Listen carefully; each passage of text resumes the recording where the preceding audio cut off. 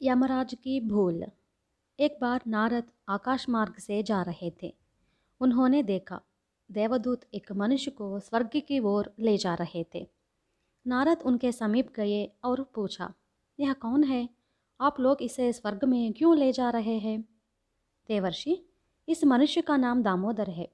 इसने जीवन भर पाप ही पाप किए हैं। फिर भी इसे स्वर्ग की प्राप्ति क्यों हुई, यह कारण हम भी नहीं जानते, कहकर देवदूत आगे बढ़े।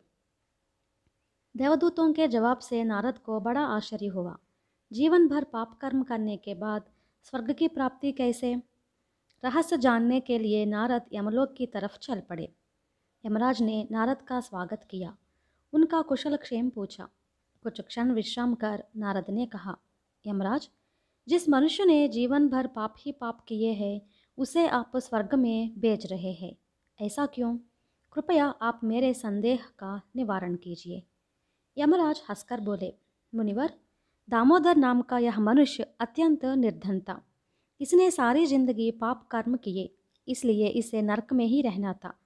लेकिन एक बार बड़ी मुसीबत में फंसे एक कंगाल आदमी ने इससे मदद की याचना की। दामोदर उसकी बुरी हालत पर पसीज उठा और बोला, भाई, मैं कुछ कमाता दमाता नहीं हूँ। अगर मेरे पास कुछ भी होता तो मैं ज़रूर तुम्हारी मदद करता।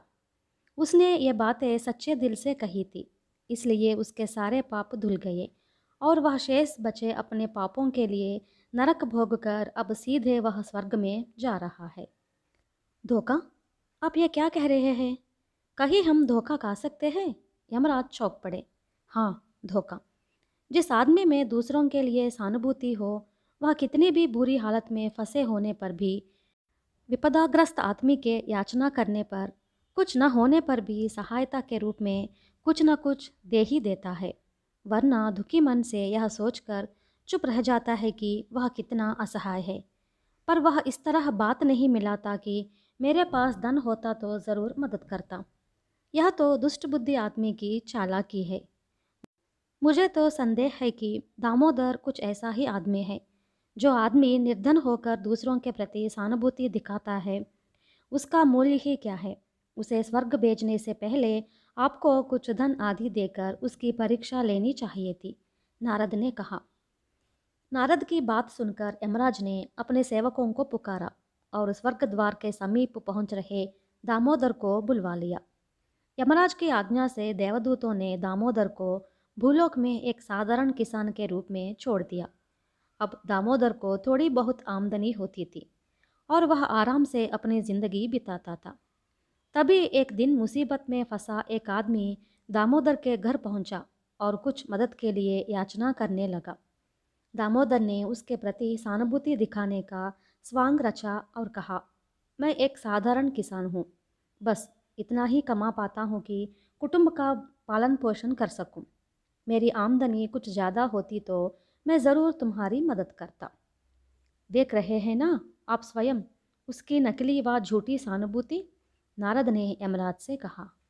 मैंने कभी नहीं सोचा था कि यह ऐसा नीच आदमी होगा। इसे अभी बुलवाकर मैं नरक में डालवाता हूँ। यमराज क्रोध होकर बोले, आपने इसे भूलोक में तो पहुंचा ही दिया है। थोड़े दिन रुककर फिर इसकी परीक्षा लीजिए। यह जो भी कामना करे इसे दीजिए और देखिए इसके अंदर कैसा परिवर्तन होता है, नारद ने सुझाव दिया। उस दिन के बाद से दामोदर के खेतों में ज़्यादा पैदावार होने लगी। दामोदर ने गांव के बीच एक सुंदर मकान बनवा लिया। इसी बीच एक विपदग्रस्त आदमी दामोदर के पास पहुंचा और बोला, बड़ी मुसीबत में हूँ, कुछ मदद कर दीजिए। दामोदर उसके प्रति सहानुभूति दिखाकर बोला, सुनो भाई, मैंने हाल ही में एक मकान बनवा लिया है। मेरे हाथ तंग है। ऐसी हालत में बोलो मैं तुम्हारी क्या मदद करूं? दूसरे साल की पैदावार से जो आमदनी हुई, उस पूंजी से दामोदर ने शहर में एक छोटा मोटा व्यापार शुरू किया। वह व्यापार देखते ही देखते चमक उठा। पैसों की वर्षा होने लगी। दामोदर ने शहर में एक महल जैसा मकान खड़ा कर लिया और बड़े व्यापारों में पैसा लगा दिया। एक दिन मुसीबत का मारा एक साधारण आदमी दामोदर के पास पहुंचा और उसने अपनी राम कहानी सुनाई। दामोदर ने उसकी करुण कहानी ध्यान से सुनी, फिर कहा, इधर कुछ दिन पहले जो मैंने यह मकान बनवाया है, उसके लिए मुझे बहुत कर्ज लेना पड़ा। मेरे दोनों बेटे राजधानी के बड़े स्कूल में पढ़ रहे हैं। उनकी पढ़ाई के पीछे ढेरों धन खर्च हो रहा है। मुझे ज़रा संतोष की सांस लेने दो, मैं अवश्य तुम्हारी सहायता करूँगा। इसके बाद दामोदर को व्यापार में अपार लाभ हुआ और उसने 4 बड़े जहाज़ खरीदे। उनके द्वारा विदेशों के साथ नौका व्यापार किया। व्यापार खूब चमका और दामोदर करोड़पति बन गया। अब वह शहर के इने गिने धनवानों में से एक था। उन्हीं दिनों एक गरीब आदमी दामोदर के घर पहुंचा। दामोदर ने उसकी बातों पर ज़रा भी कान नहीं दिया। उसके आने का कारण भर पूछकर कहा, आज मैं कुछ ज़रूरी काम में फंसा हुआ हूँ। मुझे दम भर की भी फुर्सत नहीं। कल आ जाओ, मैं अवश्य तुम्हारी मदद करूँगा। गरीब आदमी मन में आशा रखकर चला गया। दूसरे दिन वह आदमी बड़ी उम्मीद लेकर दामोदर के घर पहुंचा। दामोदर ने उसे देखते ही कठोर स्वर में पूछा, तुम कौन हो? मुझसे तुम्हें क्या काम है? वह आदमी स्मरण दिलाया कि पहले दिन वह उससे मिल चुका है और आज आने के लिए कहा गया था, इसलिए आया है। इसके बाद वह अपनी दीन दशा के बारे में कहने लगा। दामोदर ने उसे बीच में ही रोककर कहा, सुनो, मेरे पास पल भर का भी समय नहीं है। मैं व्यापार के काम से विदेश जा रहा हूँ। मेरे लौटने में कम से कम 3 महीने लग जाएंगे। तुम इसके बाद मुझसे मिल लो, मैं अवश्य तुम्हारी मदद करूँगा। वह आदमी 3 महीने तक धैर्यपूर्वक इंतज़ार करता रहा।